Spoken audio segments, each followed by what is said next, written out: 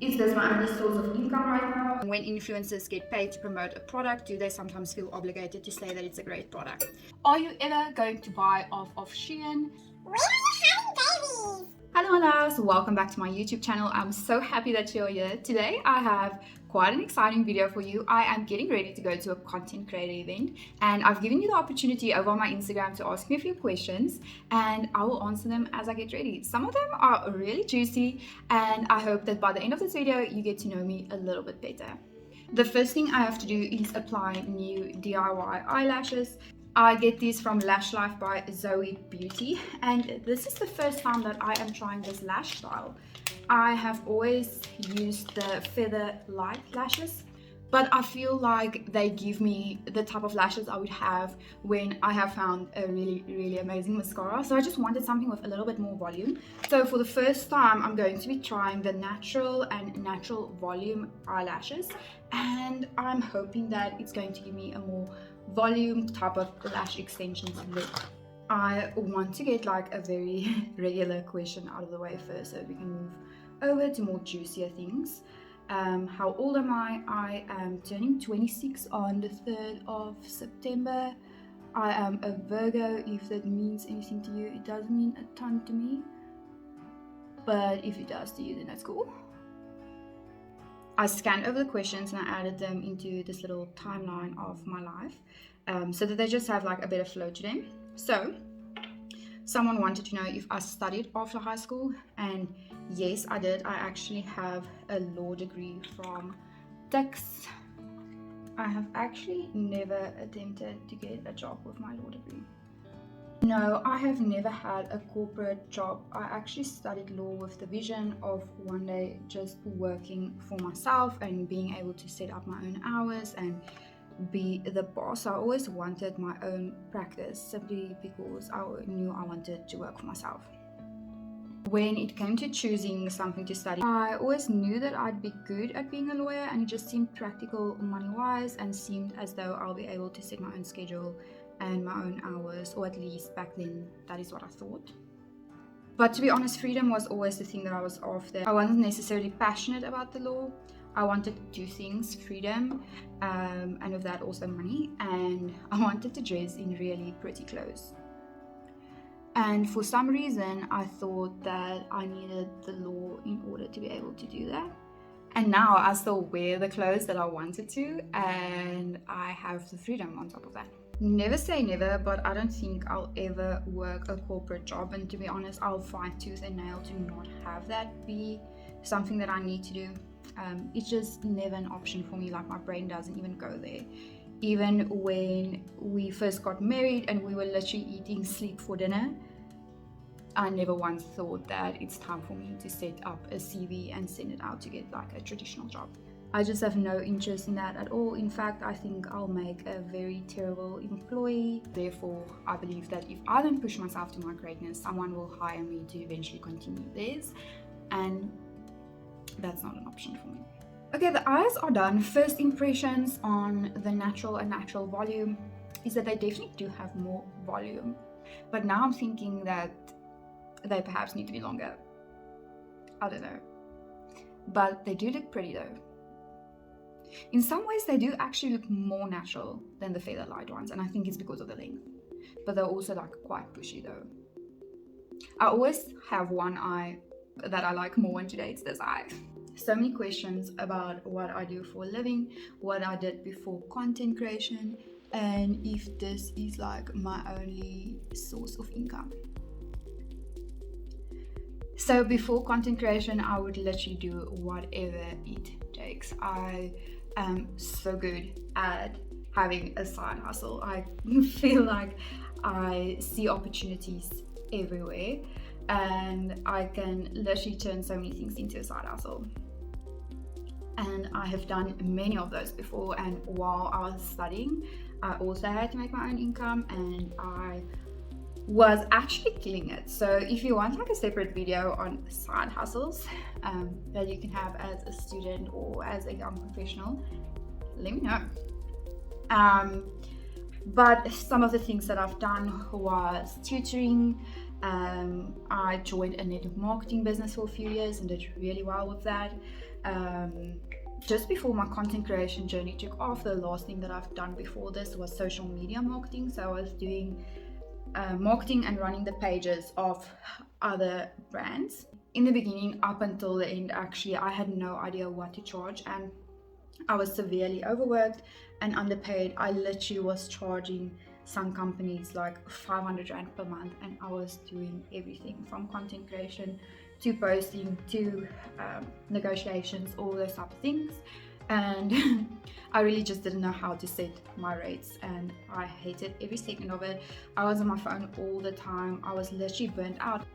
And at the same time, I was also trying to build my own content creation career. So it just killed my soul, the entire social media thing. And there's nothing like getting in bed at night and realizing, oh shit, you didn't post for this company or for this person or whatever, and I barely had time to focus on myself. But I pushed through up until I was making more money with content creation than I was doing with social media, that I started getting rid of my clients one by one and just like put all of that on myself and really just backed myself to build my own brand. Is this my only source of income right now?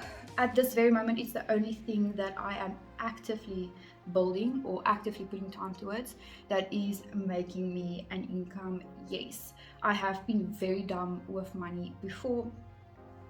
I'm actually just going to take out my hair real quick. I have been very dumb with money in the past and ended up losing everything where I could have prevented that a whole lot. So I'm trying to be smarter with money this time around as I build myself up again. So I'm really focusing towards putting my money into investments so that my money can start working for me instead of me just having to work for money the entire time. But that doesn't take me as long to set up as building a content creation career and building a brand. I actually did build up my brand and my content creation business, I guess, to a livable income for us. So if you want me to do a separate video on that, I can do that. Let me know. I got this lip tint from Wet n Wild with the goal of it being like a lip stain that I can remove later on, because I am not the biggest lipstick wearer, and when I go out, I don't go to public bathrooms a lot, so I don't realize that my lipstick has moved or it's stained my teeth, or you know that line that lipstick makes after a few hours. I hate when that happens, and I will only realize it once I get home, or if someone takes a picture of me and I see that, I'm like, what the hell, and I hate that. So yeah, I got this lip stained lip gloss type of thing, and it actually is working really well for me. So I'm gonna apply it now and then remove it within a few minutes or after I'm done, and then it stained my lips. The stain is holding up quite nicely actually as well, so I'm quite happy. This is so bright, like I have to check if I actually like my makeup by doing this the whole time, because that just throws me off so much. I would never just wear this out. No man, oh my gosh, no. Anyway, let's look at the final look by removing the tint.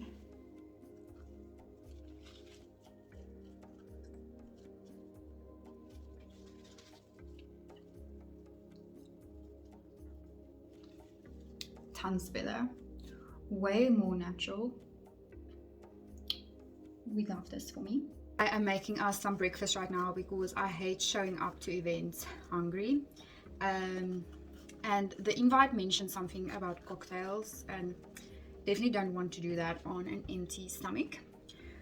We are still talking about content creation, and someone asked this really interesting question, and they started it with like, no hate, but when influencers get paid to promote a product, do they sometimes feel obligated to say that it's a great product? And that is a really good question, and I can only talk about myself, of course.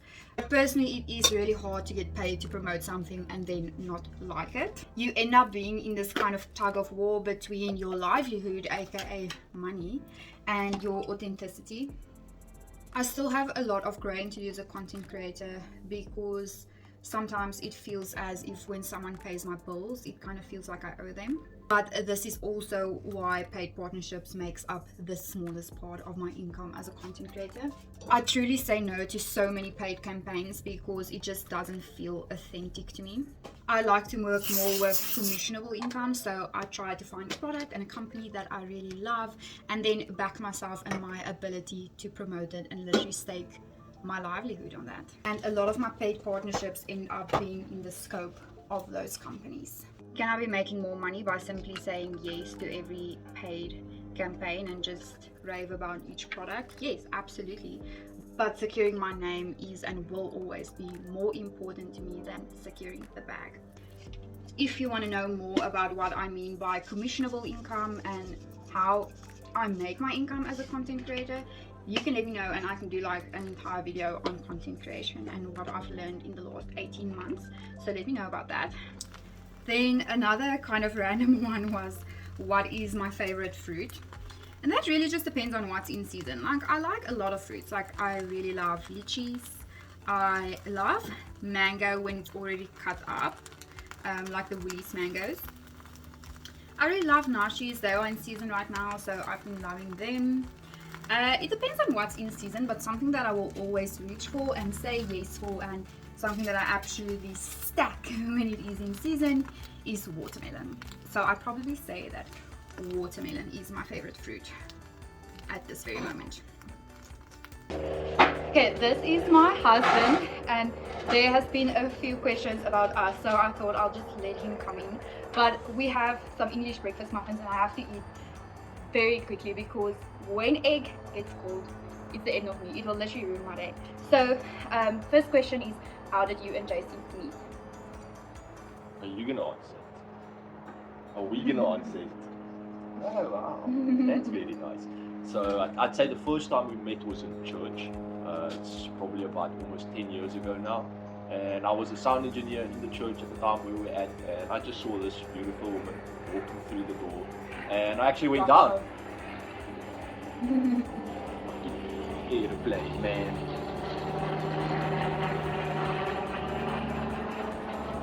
Yeah, so I saw this beautiful woman walking through the church doors. I was like, at the time, the sound engineer was on top in the church at the back, and everyone would be coming in from the side doors to come into church.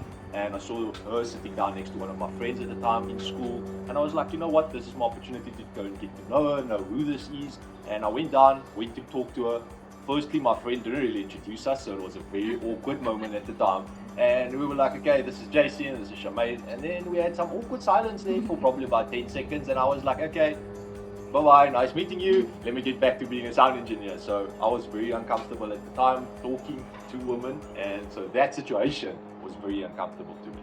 We actually reconnected a few years after that when we bumped into one another at a New Year's party. We shared some weird moments that night as well, and he sent me a message on Facebook the next day. And yeah, we kind of started chatting again.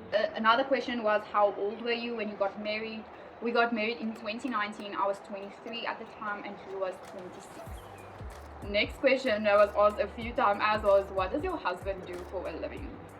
So I always joke around and say I do whatever I want whenever I want. But getting to the seriousness of the question, and I know a lot of people ask us because mostly they see us together a lot. And since we've been dating, my responsibilities always, well, not responsibilities, but values have always been, I want to spend as much time with my family and get to what I do for a living. Currently, I'm a trader. We also help people learn more about trading, the forex markets, crypto markets, whatever market you're interested about. It all comes down to fundamentals. And then I've been involved in network marketing for about 6 years now, since 2016.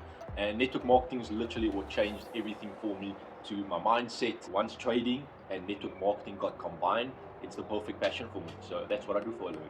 Aside from that, he also helps me out with whatever I need. So he sets up my equipment, he does most of my filming for me. And he has also taken the role of being my agent in content creation, because as a content creator, the one thing that I struggle with still is realizing my worth and actually charging my worth. So for instance, the last campaign that I did, he literally negotiated with this brand to double the amount that they were going to pay me, and also at the same time cutting the deliverables in half of what they wanted from me. So he just kind of takes that role out, and I think that he would actually be a great content creator agent, to be honest. I get this question a lot, and that is like, do you feel weird about creating content in public? And I think I've I think I've started to become like more used to it, but I do still feel very weird. Whereas he, on the other hand, literally does not give a shit about it. He would take his time, he would try every angle. He doesn't mind like how many people is staring at him. While me, being the subject, I'm just like, can we just get this over with? Very Can uncomfortable. So yes, it is still uncomfortable for me, but I do feel like I have grown. Like, it's becoming better, but it is still a little bit weird, and I always feel like people are staring at me.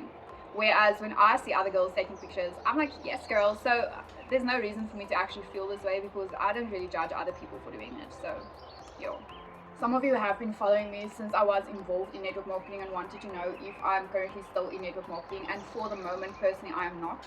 I absolutely love the profession, and I don't think I would have made it as a content creator if I didn't have the background of network marketing and handling rejection and making sales and negotiating and closing and those type of things. I definitely would not have been able to do what I'm doing now without that background. I still love the profession, and I do believe that at some point I'll probably go back to it, but for the moment just JC is pushing network marketing at this moment, and we love that for you.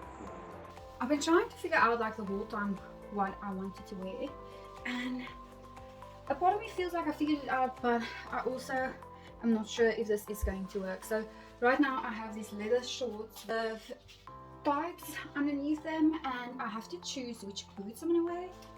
So I can either do like these long velvety ones, which was like my initial thought, but I'm scared that it's not going to match the leather, or I have these tiny ones. But now I don't know if this is going to show too much legs. I think I'm going to try both and then just see which one looks better. While answering another question, and the question was, are you ever going to buy off of Shein? I would love a haul from you. The short answer is no.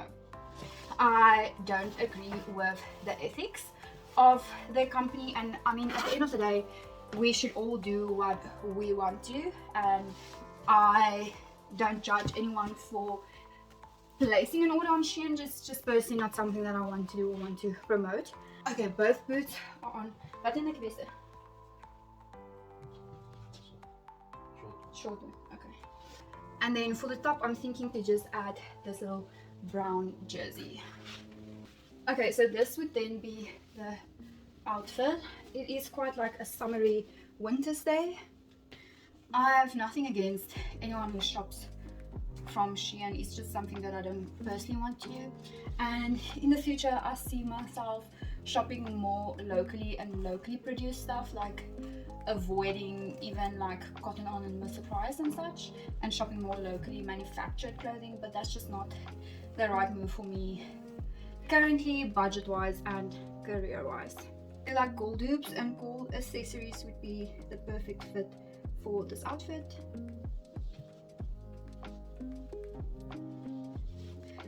And then whenever there is a Q&A, this is always a question that comes up, and that is, when are you having babies? And can we just please normalize not asking people this? Can we do that?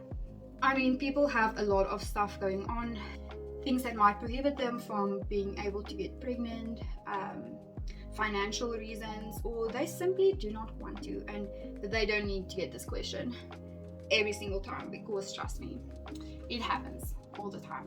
That aside, I really don't know. The idea of having children right now is pretty overwhelming for me to think about.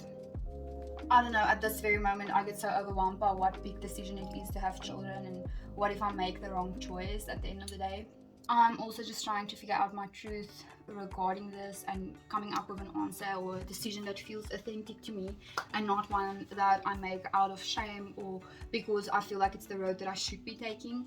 I am extremely aware of the big responsibility that it is to have children. And recently I've come to realize that a lot of people want babies, but they don't necessarily want to parent children. And I just want to figure that out for myself. So yeah, I don't know, at this point I just feel very overwhelmed with this decision, and it's very tough getting asked this question the entire time, so I'd appreciate it if you don't ask me again. And once I know, I'll let you know. Trust. I quickly wanted to show you my full OOTD. So this is she, and I quite like it actually. It's not like my normal go-to, but I'm happy. I'm just going to take my blazer in case it is a little bit cold. The final question that I'm going to answer for this video is, how do you deal with social media bullies? Because at some point it just does get too much. Now, I do believe that I am very fortunate with the community that I have created on Instagram, that I haven't had too much of experience with being bullied on social media, and I'm so grateful for that. I'm so grateful to have such a supportive community. But the few instances that has happened to me, or I have been in a situation where I'm being bullied online, honestly, with dealing with social media bullies, I just feel like you have to pray for them and have compassion for them, because at the end of the day, you need to realize that hurt people, and you have to have compassion for their past and what led them to this moment of spewing hate over you. Because never in the history of ever have I been so mad that instead of scrolling past a post, I would literally leave the most hateful comments on it, or been so mad or disappointed that I would create a fake profile just to spew hate on someone, or consume hours of their content even though I dislike them, to have something to criticize them on. So for the hate, personally, I don't focus on that, because I truly believe that what you focus on expands. I really don't give it much of my attention, and if they are going to focus on hate, they will just end up attracting more hate towards them, and I just want love and light and positivity. So that's the thing that I keep my focus on. I mean, behavior like that can very well be connected to mental illness, so honestly, at the end of the day, I just feel bad for them. And remember that you are in the full position and the full power to be able to block someone from your profile, so please do feel free to do that. I always thought that I would never block someone, but if it protects your peace, then 100% it is so worth it to do that. And then my last piece of advice is, go off and win, because nothing pisses them off more than seeing you win. As always, I had so much fun getting ready with you and I had fun answering these questions. I hope you got to know me a little bit better, but let's go to the event. I'm quite excited about it. Tracy is taking me to Mainland Mall right now. The event is at the ARC store, which in my mind is basically South Africa's Sephora. So I'm really excited to go to the event, and I'm stoked to take you with me. So let's go. The ARC store is just truly such a sensational shop to walk around in. I can literally walk here for hours. The event was at the back of the store, and we immediately got greeted by all these amazing fragrances and also a cocktail bar. I asked the bartender, Aubrey, to make me a mocktail, and he's just showing off his skills. It was really good. The drinks were flowing and a presentation was starting to tell us more about the Kilian Paris brand. Walking into the store, I really didn't know much about the brand. I never really truly experienced their fragrances, so it was all very new to me and very enlightening. The presenter shared with us how each fragrance has a really cool story behind it, and a story that is so personal to the creator of the perfumes, which honestly is so cool. Midway through the presentation, I hinted to Aubrey to refill my glass, and the man did not understand the assignment. This was not a mocktail. I had like 2 sips of it and was feeling it so hard. After explaining the story behind each fragrance, they allowed us to smell it and truly experience the fragrance for what it was. This is a really fantastic men's scent. It is called Angel's Share. We talked about the sustainability of the brand, and also how the Kilian Paris brand is just a luxury experience through and through, and how only the best and the most luxurious ingredients go into the Kilian Paris fragrances. Oh my goodness, and how cool is this? Not only did they gift us with a new fragrance of theirs, a shield of protection, but they also gave us the opportunity to have something of us engraved on it. I mean, doesn't this scream luxury? I engraved my initials CC on it. And this is my favorite fragrance of the Kilian Paris brand. It is called Roses on Ice, and it has this amazing floral scent, and I'm just so blessed to have been invited. It was a quick but very fun event, and I'm so happy to have that engraving. The perfume smells incredible. On our way home, we stopped for some McFlurries because I have been craving ice cream for the longest time. When we placed the order, I was actually in the mood for something chocolate, so I first ordered the chocolate sundae, but then I thought I'm just gonna have regrets because nothing beats an Oreo McFlurry, so I changed my order real quick. But thank you so much for joining me on this video. I hope you enjoyed it and got to know me a little bit better, and I'm so keen to be connected with you, babes. You are truly such an amazing audience, and I love you. If there's anything in this video that I mentioned that you want to know more about, or you just want me to elaborate on it, please let me know in the comments, and I'll definitely do another video talking about that. I appreciate you for sending me all of these questions, and please remember to like this video and subscribe to my channel, and I'll see you on the next one.